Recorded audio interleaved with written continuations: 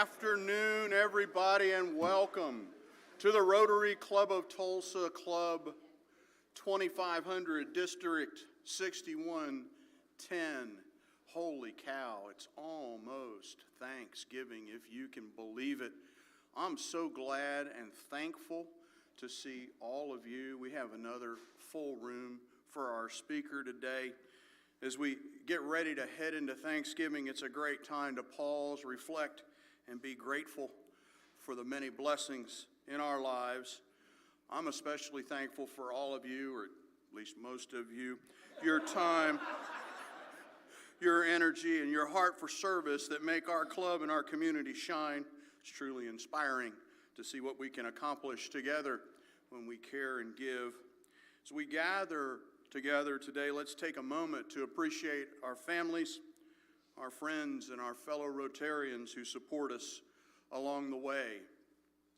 I hope your coming Thanksgiving is full of joy, laughter, and wonderful memories with family, and that we carry that spirit of giving into everything we do in the weeks and months ahead. Alan Whalen will be introducing our guests in just a moment, but first, please join me in the Pledge of Allegiance.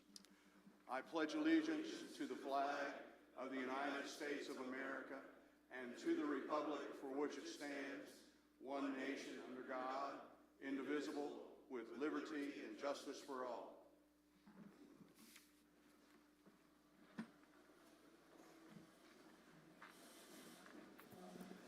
Good afternoon and welcome to the Rotary Club of Tulsa. When I read your name, would you please stand and be recognized and remain standing? And if we could hold our applause till the end, that would be appreciated. Nick Nazarian has Bryce Considine. Eric Cullen has Crystal Campbell. John Croissant has his wife Deb Croissant. Tom Klunda has Johan Talman. Aaron Wendt is here as a prospective member. Allison Anthony has Camille Newbrough, Joe Druton, and Nick Kindelt. Carl Vincent has Jenny Graham. John Howland has Rob Gardner and Gary Smallwood. Joe Moran has his wife, Darcy Moran. I have our youth exchange student from the Netherlands, Willem Overmars. And we have some special guests this afternoon, a potential outbound exchange student, Iris Patterson from Jenks High School, along with her grandparents, Sydney and Paul Foster, and she will be interviewing after our meeting today for that possibility. Welcome to the Rotary Club of Tulsa, and we hope to see you back soon.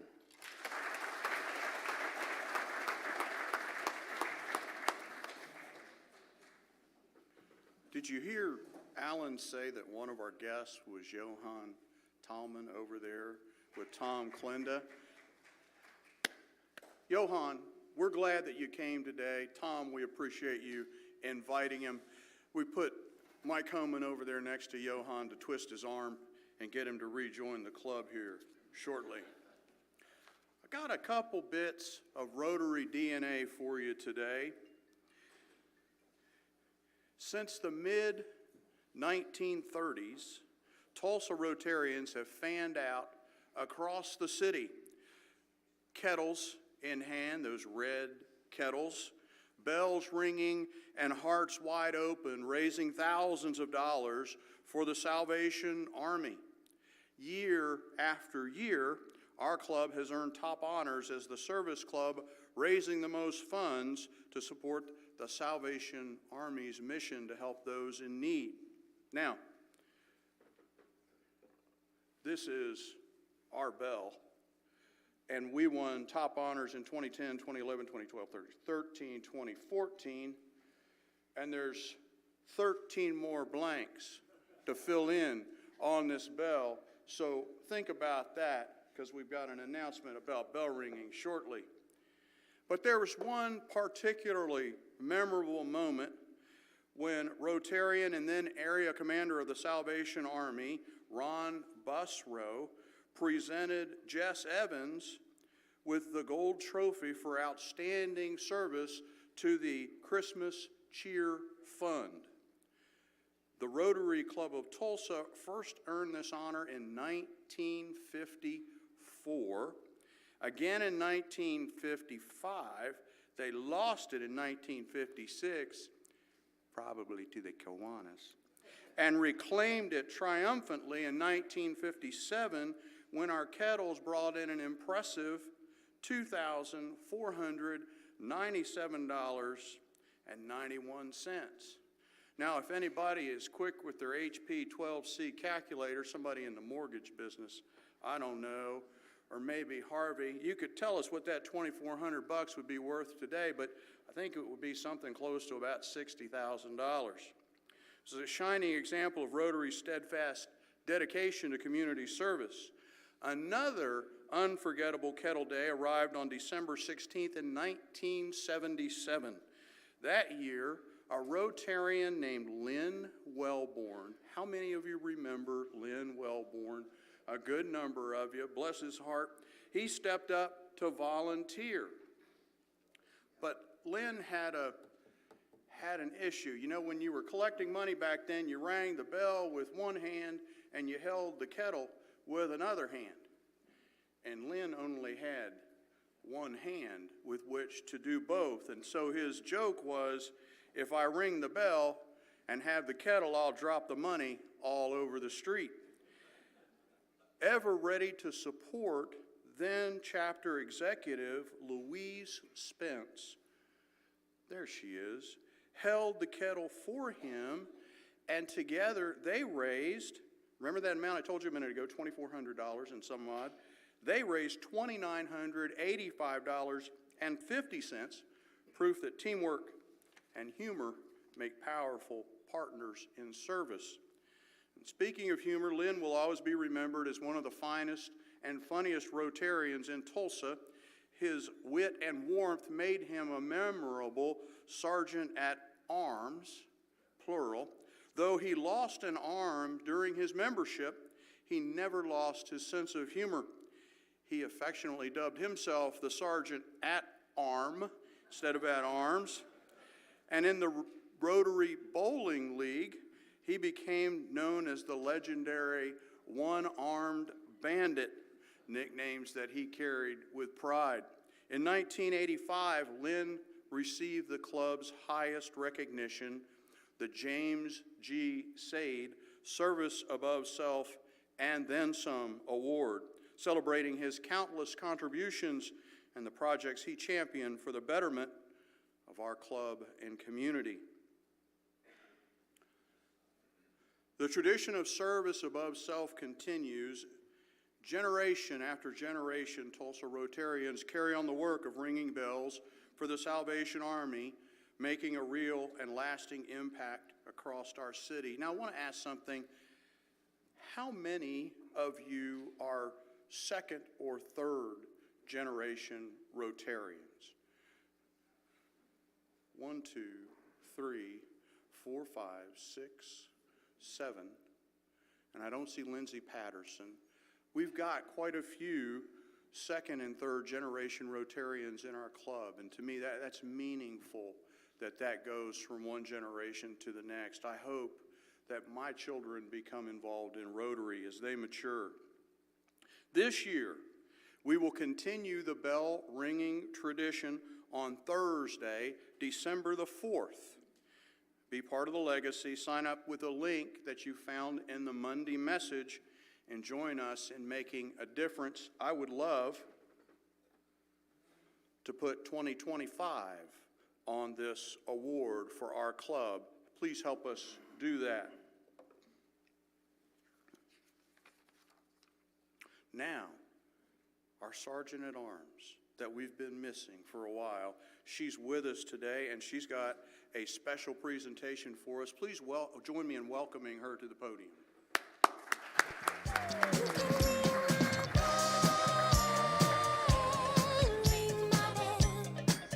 We didn't even time that, did we?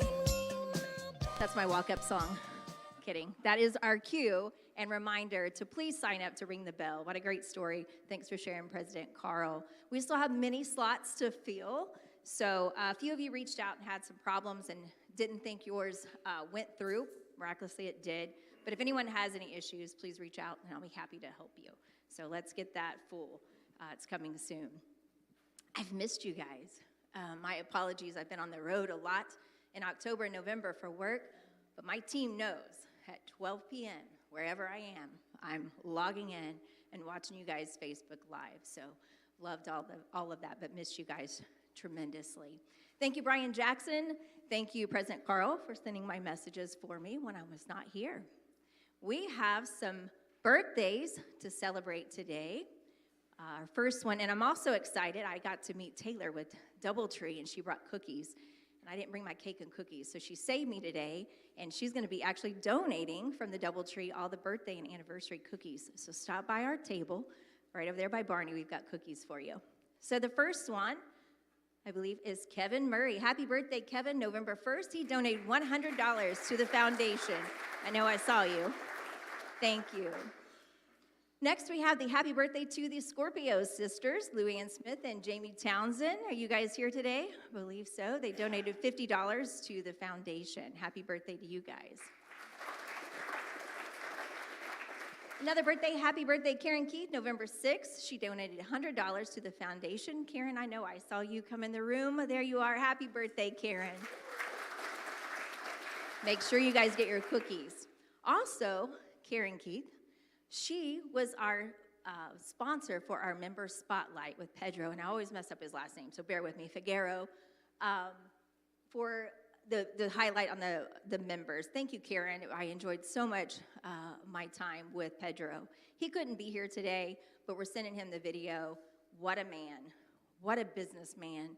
And if you want to know anything about Rotary International, he's your guy. I encourage you to sit down with him. Let's hear from Pedro.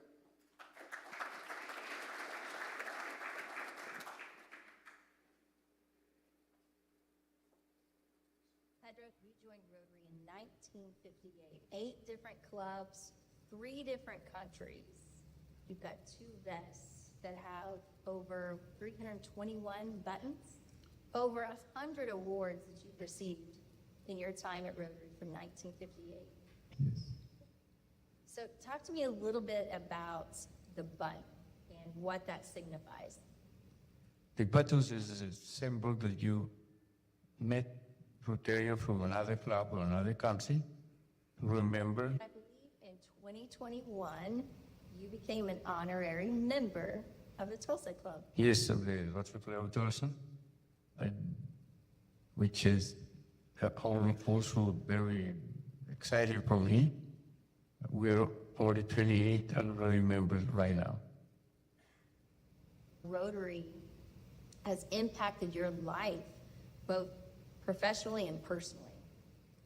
I would say that the 2 most important things that Rotary has done for me, I will never regret joining Rotary, is that I can practice my religion. Love your neighbors as much as you love yourself. That's one reason. And the other reason is one of the blessings that I got from God is my wife. She gave me so much and all kinds of things so I could have it to do that. I use the 4-way test as a means to do a very big project for single mothers in the shanty towns of Venezuela. And I applied those concepts as the number one, besides teaching them how to manage a company, first with ethics. There are a couple of projects that stood out because of their impact. I managed to give to 1,700 single mothers more loan so they can help their family. I managed to make a trip to California and meet Bill Gates, and I had a small donation, which was the base for those 1,700 loans. And the other one is when I managed to do 1,800 pallet surgeries in 63 states in Venezuela with the help of the Rotary Chapel San Francisco. As a conclusion, I should say that I consider that my life has been very happy because of practicing my religion. And that's why now here, since I'm already 20 years in the United States and in Tulsa, I'm doing the same things in the low-income areas of Northeast Tulsa. What do you do for fun? I should say that the hobby number one is soccer. I had my first soccer ball when I was 4, and I played soccer until I was 69. And this tie that you see here, with all the flags that are, because next year we'll have a World Cup. It's going to take place in here in the United States, Canada, and Mexico. And I've been to 10 of those World Cups myself. I was running the Tulsa Motors since I moved here in 2013. And every year I was improving my timing. One year, I won the best time in my age group. You shared some amazing awards with me. What's probably the one that you're most proud of? There is one which you really impacted me because I didn't expect it, and that is my professional award. I got the maximum award that is given to the Country Professional Engineering Association. What would be some advice that you give? National has a lot of resources. Following those as much as you can, thinking always any good of other people that they might need. There's another opportunity Rotary has, and you will enjoy it very much, and you will have a very happy life. Well said. It's a very good place to meet people from many countries. The largest convention has been 42 million people in Japan. So it's one way to practice friendship. Start doing prayers together. One of them, I'm very proud of, is Mr. Muhammad Yunus for Bangladesh. He became Nobel Prize in 2007. I met him at the convention in 1996, and I visited him about 4 times. Share with me how people approach you with you wearing your buttons from all the different places. The first reaction is, no, he's a guy with so many teams. And they stopped and asked me about the team. There's one experience I would like to share, which is at one of the conventions, I was with my wife, and a Japanese with his wife approached me. He became a very good friend. I visited their home in Osaka, Japan, about 8 times with my wife.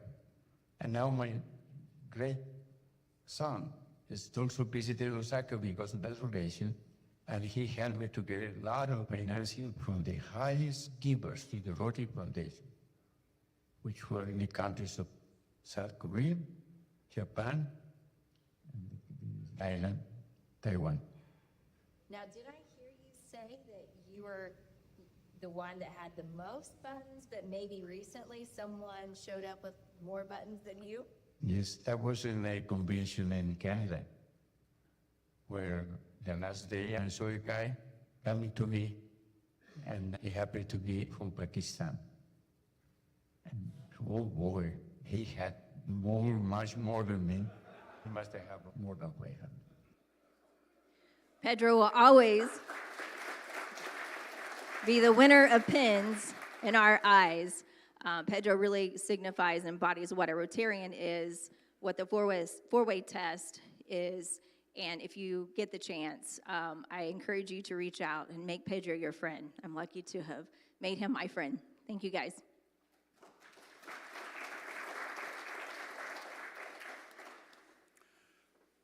I don't think we fully appreciate how much time Shanna puts into those videos.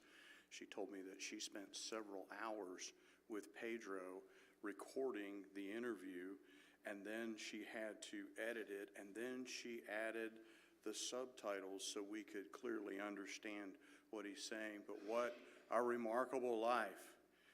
What's the key to happiness? Pedro said the key to his happiness was service in Rotary, and I think that's true for many of us.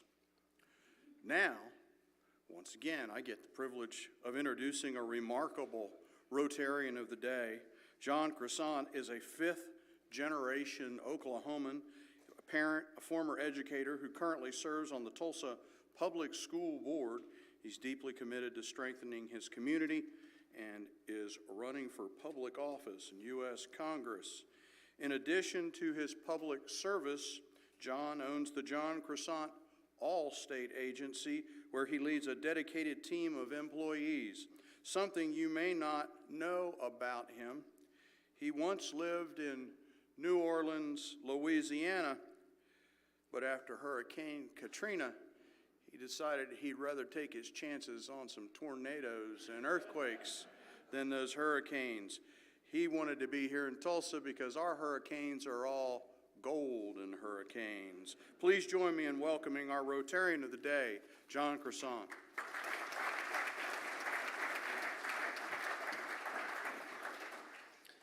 Today I have the honor of introducing to the Rotary Club of Tulsa again, Mick Cornett. He is a former TV personality, businessman, and four-term mayor of Oklahoma City. He currently travels to cities around the world serving as a ULI Fellow for Urban Development. His book, The Next American City, was published by Putnam Random House and is widely read by urbanists everywhere. While in office, Cornett was best known for helping to bring an NBA franchise, the Oklahoma City Thunder, to Oklahoma. And, yeah, absolutely. And for addressing the community's shortcomings in the area of health and wellness. His leadership to pass the transformational MAPS 3 initiative spurred an enormous amount of private investment in Oklahoma City. Newsweek called him one of the 5 most innovative mayors in America. The European-based World Mayor Organization named him the second best mayor in the world. And in 2019, he was named to Fortune magazine's list of the 50 greatest leaders in the world. He has a journalism degree from the University of Oklahoma and an MBA from New York University, and he has 9 grandchildren. And his oldest grandchildren is actually a freshman this year at the University of Oklahoma, following in her grandfather's footsteps. Will you please welcome our keynote speaker, Mick Cornett. Thank you very much. It is good to be back. You know, when you leave office, you wonder if they'll ever invite me back again. You did. And I think this is like my 10th time to speak to this group. So it's, like I say, apparently I still have something left to say. I do remember, though, the very first time, because I had just been elected mayor. So this is 2004, over 20 years ago. And I was still trying to figure out, my own city, much less trying to figure out what message I could pass on in Tulsa. So I remember being quite nervous when I came to the podium that day. But as I entered the building, there was a gentleman there who had come down. I think he worked for the Chamber of Commerce. I don't even remember his name. Like I say, it's been years ago.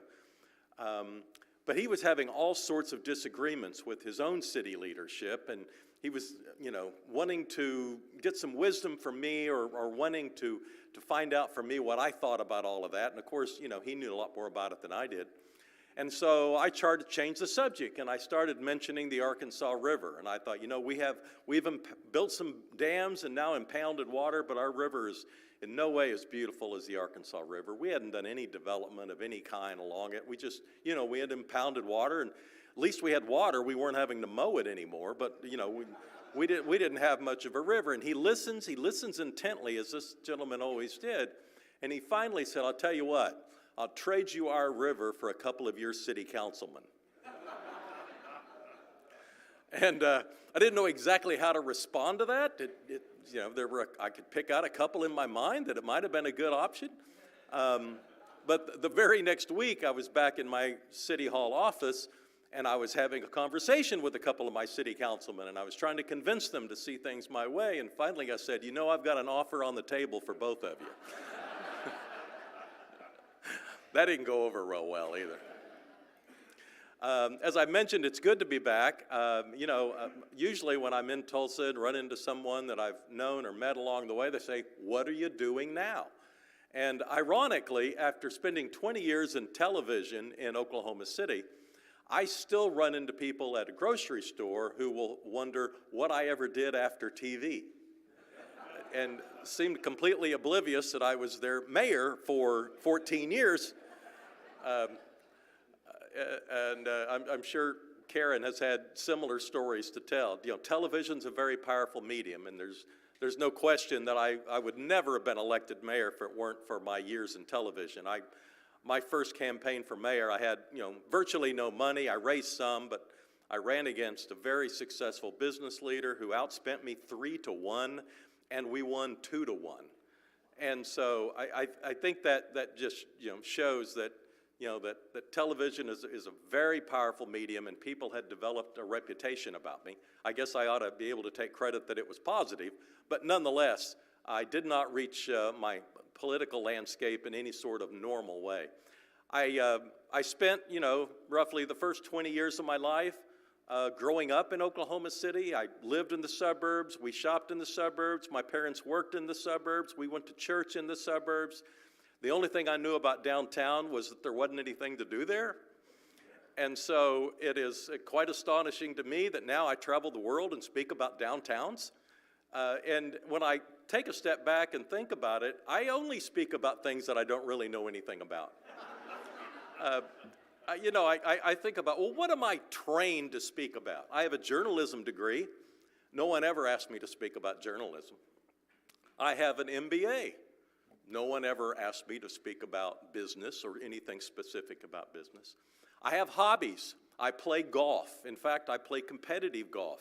I couldn't play while I was in office, so I'm making up for lost time now, but I play in tournaments. I travel around, and when I can find someone that's as old as me, I play against them. In fact, I played in 2 tournaments in Tulsa this year.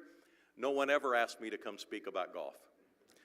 I collect baseball cards. Now, many in this room probably collected baseball cards. The difference is you quit at some point when you got like 10.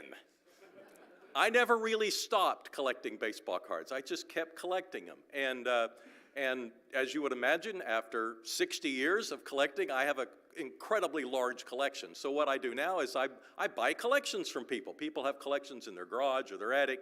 They're not doing anything with them. They're getting no enjoyment out of them. I buy them, keep the ones that I want, and then pass the others on to other people who are collecting cards so they can get some enjoyment out of them. No one ever asked me to come speak on baseball cards. No, I have like 6 to 8 hours of content in my head about what I can speak about. And all of that gets tabbed, probably on a yearly basis because I travel and speak quite frequently. But generally, it's about urban redevelopment. It's about downtowns. It's about health and wellness and the built environment and how the built environment reflects the community's commitment to wellness. And you would think with backgrounds like that, well, surely you have a degree in urban planning or, you have some sort of healthcare background. No. And I think one of the reasons that I'm so sought after in those areas is because I have some fairly outlandish opinions, but they're actually based on nothing other than my life experiences. And I have found that people, is there a fife and drummer in the hallway? I have found that I say things that people who have formal training and degrees in these categories don't feel like they can say. And I remember being in Tulsa one time, it was a statewide convention of healthcare professionals, mainly doctors, but I remember a doctor coming up to me and, I had some disagreements with something that I'd said. I speak on obesity and wellness quite frequently. And I listened and listened and listened, and I thought, once I explained it, I thought, here I am speaking to doctors about healthcare. why in the world would they think that I would have something interesting or worthwhile to say? They ask me. It's not my fault if what I say doesn't seem to make sense to them. When I think back to Oklahoma City and Tulsa, and I am struck by how different the cities are. We were developed at different times. We have different natural resources. I've always felt like Oklahoma City had three very unique things that have led to a lot of what has happened since, and none of it is attributable to anyone alive today. First of all, we were named the state capital, or at least we stole the state capital. I'm really unclear exactly how all that happened, but we were somehow named the state capital, and we built a building, so we claimed it and took it from there. We also had the good fortune of being at the intersection of three interstate highways. And of course, in an auto-centric world, it brings a lot of traffic and commerce our way. And we were also fortunate enough to have Tinker Air Force Base be located inside of our city limits. And that's really our largest sector of employment today. We have over 40,000 people that work on airplanes or in the Air Force, aeronautics industry. And all of those decisions were made years and years ago. But when you look at Oklahoma City's specific history, it's striking to me just how Oklahoma City lost its sense of design right around the end of World War II. And you look at what Oklahoma City did in the 50s and the 60s and the 70s and the 80s, it was overly value conscious. In other words, we did things as cheaply as possible. And when you do that decade after decade after decade, by 1990, we had a very forgettable and regrettable city. The downtown core was completely dead. There was no retail. We were down to one hotel, and it was struggling to be open. There were some people that worked in the tall buildings, but at 5 o'clock, they got on the interstate and went home where they belonged. And we found quickly that you could not be a suburb of nothing. Now, we tried to be a suburb of nothing. When I grew up, you could go downtown at 6 or 7 o'clock in the evening and there wasn't anybody there. The only life was the street lights. The only people that lived in downtown in that area were in jail. You didn't live in downtown Oklahoma City on purpose. You were confined, or you had to be there. And, one of my predecessors, kindly figured out he was trying to incentivize this extremely large company to come to Oklahoma City and create some jobs. And we threw an incredible amount of incentives on the table and just thought for sure that they would accept those incentives and come and bring all the jobs. And the problem was they sent some mid-level executives to come spend a weekend in Oklahoma City. And when they reported back, the board said, we're not going to go to Oklahoma City because we can't imagine having to force our employees to have to live there. And that was kind of the slap in the face that I think our leadership needed to hear. Because at that point, all of our attention turned toward reinvesting in our city. In other words, we were trying to find someone to come save us, some big company or federal government. And it was pretty clear after a while that no one was coming. No one was coming figuratively or instrumentally. No one was coming to save Oklahoma City, and we were going to have to invest in ourselves. And so I don't have to go through the penny on the dollar sales tax, the MAPS proposals that we're now known for. But once Oklahoma City's leadership figured out that by investing in yourself and having a strong urban core, that a lot of good things can happen. The way I described it back in Oklahoma City was, we have learned that the quality of life in the suburbs is directly related to the intensity of the core. And if your core is dead, the quality of life in the suburbs suffers for it. We've also kind of reached a period where highly educated young people, which every city is trying to recruit and obtain and maintain if you can, they prefer an urban core to a suburban environment, all other things considered equal. They prefer a community or a neighborhood where they might not have to own a car. Now, they may own one, but they would prefer not to have to own a car. In many cases, they would just as soon rent as own a home. And so these are substantive changes that affect our demographics and how cities look at the future on how they're going to attract and attain talent. Amongst Oklahoma City's lessons is that you've got to be able to attract highly educated young people. How many in here, probably when you were in school, but how many of you in here read The Grapes of Wrath at some time in your life? Okay, well, virtually every hand just went up. Okay, as I mentioned, I travel the world and speak, and I frequently ask that question, and hands go up all across the world. And that astonishes me. I used to think that was something we did to ensure that our children would feel bad about themselves. But no, the Grapes of Wrath is a story about, extremely poor Oklahoma family, and they have given up. They are done with Oklahoma. And so they put everything they own on this truck, and they get on Route 66, and they head west. And what are they going for? Why are they leaving?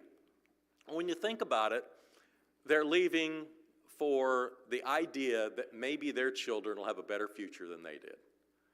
They're leaving for hope. They're leaving for jobs.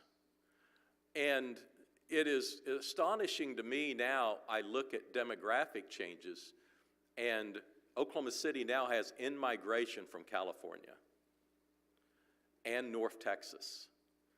And those were two geographic areas that my generation left Oklahoma City for. I mean, my high school class in the suburbs of Oklahoma City is largely gone. They didn't stick around. There was just, when I go to a class reunion, there aren't many locals showing up at the high school reunion.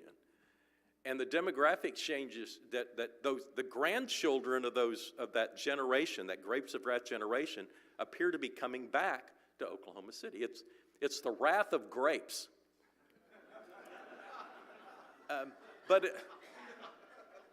But it's very powerful when you can get momentum and you can start seeing the core of the city start to come back, and you see that Oklahoma City's sort of ascension amongst national cities. And I get asked a lot, how we went from there to here, or here to there. And I will say that Oklahoma City's probably come as far as fast as any city in American history. But that's partially because they had so far to go. I don't know of another city that's bottomed out the way Oklahoma City did. In most cities, and I get invited in to come speak, and Tulsa may fall into this category. Most cities have just kind of been moving along in the same trajectory. They never bottomed out. And so from a leadership standpoint, it's hard to get people's attention and say, we need to change what we're doing. In 1990, Oklahoma City, everybody knew we needed to change what we were doing. It was clear that we needed new ideas. When I talk about change leadership, one of the things that I think is most important is that the group of people that you're hoping changes, the group of people you're trying to change, you have to hope that they understand there's a problem. I run into a lot of leaders from around the country who have this great idea for change, and they'll explain it to me, and it seems kind of specific, and it doesn't sound inspiring to me, but nonetheless, it's their story and it's their city. I'm just listening. And I'll follow up with, well, do your citizens understand that's a problem? And they'll say, no, our own people don't understand it's a problem. And so I say, so you're trying to fix a problem that they don't know exists. And that's when kind of the stupidity of their idea kind of starts to come to life, because you have to have a group of people that understands we need to do something different. We need to change. Because change is not some sort of obvious emotion that people are comfortable with. I've been involved in a lot of change in Oklahoma City, obviously, through the years. And I've come to learn there's three types of people when it comes to change. There's the first group, they'll say, we don't like change. Don't change it. If you change it, we're going to be mad. And then you change it, and you find out they were right. They're furious, they're mad, they're showing up at council meetings, they're yelling, they're screaming. You changed it, they warned us not to change it, we changed it anyway, and they're upset. Okay. Then there's a second group, and this is a perplexing group. This is a group that will tell you they love change. They'll beg you to change it. They'll tell you to change it. If you'll change it, I'll help you change it. And then you change it, and you find out they were wrong. They're mad too. They're not happy that you changed it. They thought they were going to be happy, but now that you've changed it, they're not happy either. Then there's a third group. Now, this group will tell you they love change, and they really do love change. The problem is that group is extinct. That group does not exist anywhere in the world today. Perhaps when the wheel was invented, they kind of jumped on the board and said that's a good thing, but since then I'm pretty sure that that group has not existed in any meaningful number. Now, I'm exaggerating to prove a point that you know, if your life's going to improve, if anything's going to improve, it's going to involve change. And if it involves change, it's not going to be embraced by everyone.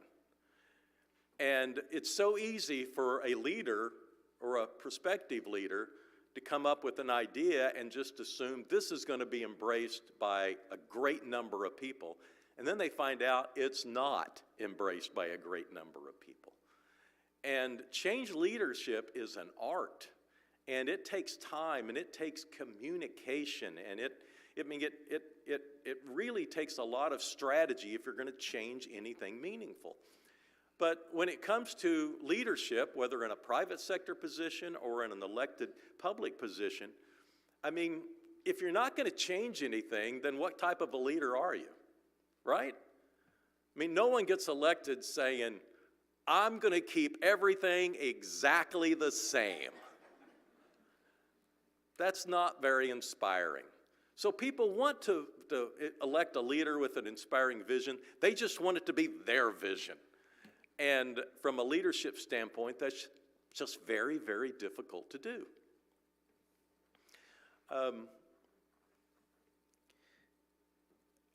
I was involved in a number of elections in Oklahoma City. I think, there were 12 times when I was going around the city asking people to do something, to vote in some certain manner. Now, maybe it was me as a candidate. I ran for city council once and then mayor 4 times.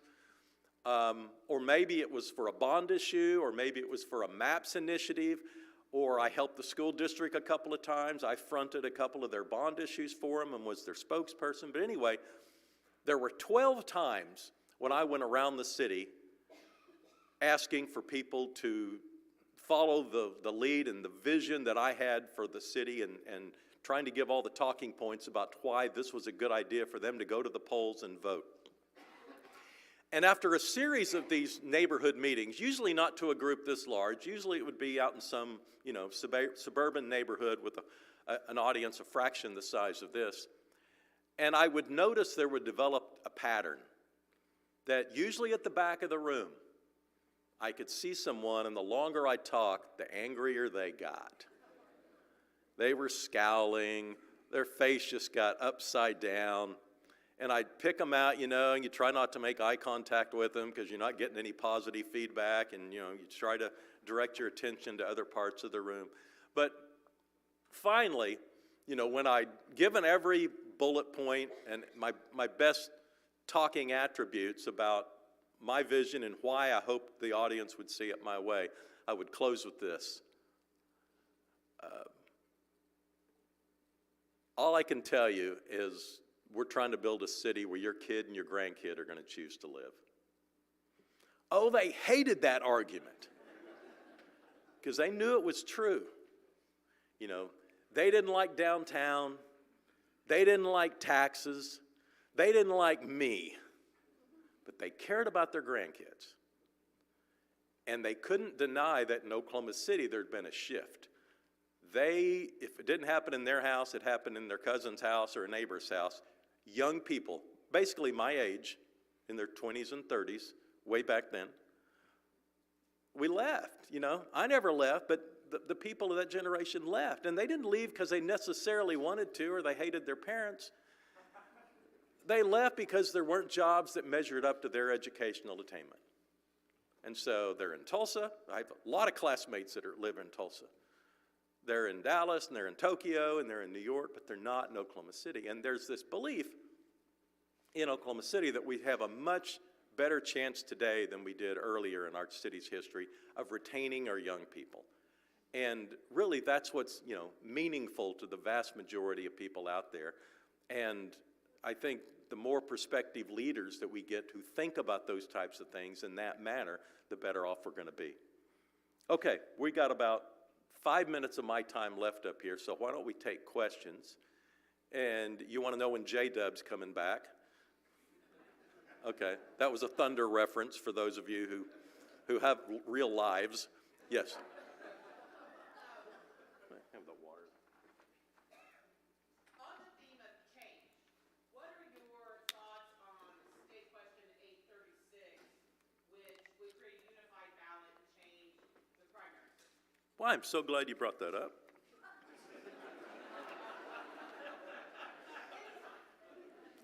I made a note. And 836, that's the one that would create, it would keep us having the Republican primary and Democratic primary as we have it now. No. So that creates a unified ballot where everyone's on one ballot. Yeah, that's what I'm trying to say. You're just saying it better than me. Okay. I am for that. And of course, the obvious question I usually get is, would you be governor now if we'd had that? And the answer is maybe if we'd had the same pool of candidates. But, you know, if we had had that then in 2018 when I ran for governor, we might have had a different set of candidates, and I still might have lost. But I am for it. The problem we have now is that because it tends to lead to elect people who are far to the right or far to the left, and the political conversation doesn't seem to center around substantive issues that matter to real people. It starts to get off into culture wars. And it leads to people voting against somebody as opposed to voting for somebody. And as a voter, I want to go into the ballot booth, back dating myself here, this is back when we had real ballot booths. I want to go into that booth and I want to elect somebody because I want them, not because I want to stop somebody else or something else. And I think that's what our political system has developed to, and I think that state question will help address that. So I'm for it. Now, it all depends on the exact language listed. You know, I can't say I'm for it until it's actually, you know, something to read and I can see exactly what it is, but I'm for it in principle. Yeah. Yes, Roger. I want to correct, if I may be so bold, my fellow Rotarian John Croissant. You introduced him as a former television personality, as the general manager of Cox Communications. I'd be remiss not to say he's got a great show, 9 o'clock every Sunday morning. He is 3 times a week. Cox That's right. called The Verdict. Thank you for doing that. On a serious Sure. note, you would have these observations, and I credit you for kind of overcoming this. There used to be a rather big sibling rivalry between Tulsa and Oklahoma City. I credit you, I credit Mayor Bynum. Could you comment on your perception of where is that now, or does it still exist? Well, I'd like to think we figured out that we both need each other to succeed. And, you know, we're driving the state's economy. I mean, the two metro areas, when I was in office, it used to be 70% of the state's economy, and I know it's higher than that now. How many of you, if you've followed the Olympics or track and field, do you remember Usain Bolt? Yeah, okay, he was the sprinter, and I remember watching him one time, and he was running, and he won by like 4 yards. I mean, it was just an amazingly large victory for a sprint. And afterwards, the interviewer was asking him about the other competitors in the race, and he says, "I don't even know who else was running." And I thought, well, that's incredible. You have to know who else is running. He claimed that he just worried about his race. And I think that's kind of what Oklahoma City and Tulsa have started to do. I mean, we quit worrying about each other so much and just, you know, we're competing against the rest of the world. And like I mentioned earlier, the two cities are just so different. I mean, Tulsa has attributes Oklahoma City doesn't have, and Oklahoma City has attributes Tulsa doesn't have. And other than we share a state legislature, quick anecdote, in about 2014, we had a church in Oklahoma City that opened a time capsule. It was a 100-year time capsule. And I was told when I was, you know, asked to show up at this, you know, dedication and opening of the vault, that the mayor of Oklahoma City of 1914 had written a mayor to the mayor of Oklahoma City of 2014. So I was going to get a handwritten letter from the mayor 100 years earlier. So I'm there, and they hand me the letter, and it's like 9 pages. So, I mean, I didn't read it there. I read it later when I got to my office. And of the 9 pages, he spent the first 6 complaining about the state legislature. Isn't that amazing? I mean, it was brutal. I mean, he said some awful things about the state legislature. I mean, if you know Oklahoma history, they're probably pretty accurate reporting at the time. But I bring all that up to say that, you know, basically the state legislature is led by a largely rural group of leaders, and it's been that way throughout the entire state history. These are not evil people. They're our fellow Oklahomans. I'm not trying to degrade them. I'm just saying there's a perspective, and they have constituents too. And a lot of times, Oklahoma City and Tulsa have to kind of team up just to hold our own. I mean, there is nothing a rural legislator, there is no faster way for a rural legislator to get a standing ovation than to go back to his home district and talk about what he kept going from Oklahoma City and Tulsa. And, you know, so the biggest difference in this state isn't Oklahoma City versus Tulsa or even Republican versus Democrat. It's urban versus rural. I mean, that's the biggest bridge, the biggest divide that we have, you know, politically, that I wish somehow that we could bridge and figure out how we can all get along so everybody does better. But, well, that's a very sobering way to end this speech.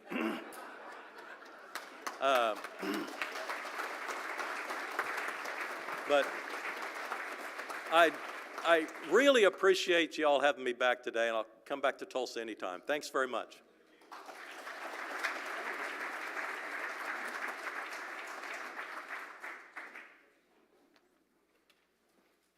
He left his notes up here on the podium, and I'm going to get him to autograph them for me so I can hang on to them. I don't think I've ever heard a political figure as interesting as that. That's great history. And then to hear from Pedro to talk about his Rotary history, that's inspirational. This is inspirational. This is just a great organization and a great place to be. I note that Phil Viles elected to come and be at lunch with us today instead of receiving another award in Oklahoma City. And then Daniel Ketchum, did I not see that you won a pretty substantial award recently? I'm not sure how substantial it was, but you saw something, yes. Can you tell me what it was? It was a Leadership in Law Award, general recognition. Yeah, congratulations. We're glad to have you with us. That's a big line. Yeah.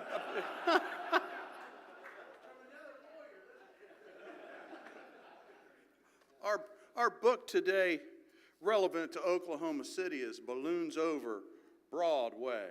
We give this book to Celia Clinton Elementary. They put it in their library. We'll get you to inscribe that here in just a minute. We've got 3 more excellent programs before the end of the year. December 3rd is Carly Singer Wignaraha. I hope I pronounced that correctly. I'm going to be really embarrassed when I get to talk to her and get it. December 10th is Katie Neary. December 17th, our programs committee has been working on a really good holiday program to get you in the spirit. We've got some opera singers. We've got some other stuff. They're going to let me, they've actually told me, I'm going to be doing several bits of Rotary DNA for that. So I hope you'll attend all of those meetings. We also today have our, where's Kenny? Where'd Kenny go? I know he was here. Oh, he went back. Okay. So we've got our Rotary Foundation, Rotary Club of Tulsa Foundation shirts today, the T-shirts, and you can get one of those for $25 to show your support for the organizations that we've supported over the years. The names of many of those organizations back there, there's a little QR code on there you can scan to make a contribution. It's easy to invite your friends and family to learn about. We're at Thanksgiving. Let your family know. It's $25, and I am told that after Thanksgiving dinner, it'll make you look 10 pounds lighter. So you may want one of those. Shirt's $25. A portion of the proceeds go to the Rotary Club of Tulsa. If you've already picked your shirt up or paid for your shirt online, don't forget to pick it up today on your way out, or you can purchase one on the spot. Now, going into the holidays, we have an opportunity coming up for you. If you've considered becoming a Paul Harris Fellow and you've not previously done it, we have a generous Rotarian who's offered to match $500 to help you reach that Paul Harris Fellow status. So that's reached by making yourself a $500 contribution to the Rotary International Foundation. Not the Rotary Club of Tulsa Foundation, but the Rotary International Foundation, and that $500 will be matched by a contribution from this generous Rotarian, which will then label you as a Paul Harris Fellow, and we'll recognize you for that. So don't miss the chance to double your impact. And we've got to do that by the end of the year. So if you want to do it before the end of the year. Tax deductible. Save some money there, Graydon. I know you're going to need some write-offs, buddy. Take advantage of it. Reach out to Tommy Lynn, who's in the back of the room there today, to talk about that. We've got 2 meetings today. We have Rotary Youth Exchange Committee meeting in rooms 231 and 232. Iris, I think I'm going to be there to interview you today. Have you prepared really well? We've got lots of questions memorized for us. Okay, all right. I want to thank our Rotary sponsors. On your table centerpieces is a sheet that recognizes all of our Rotary sponsors. So much thanks to Tina for putting that together.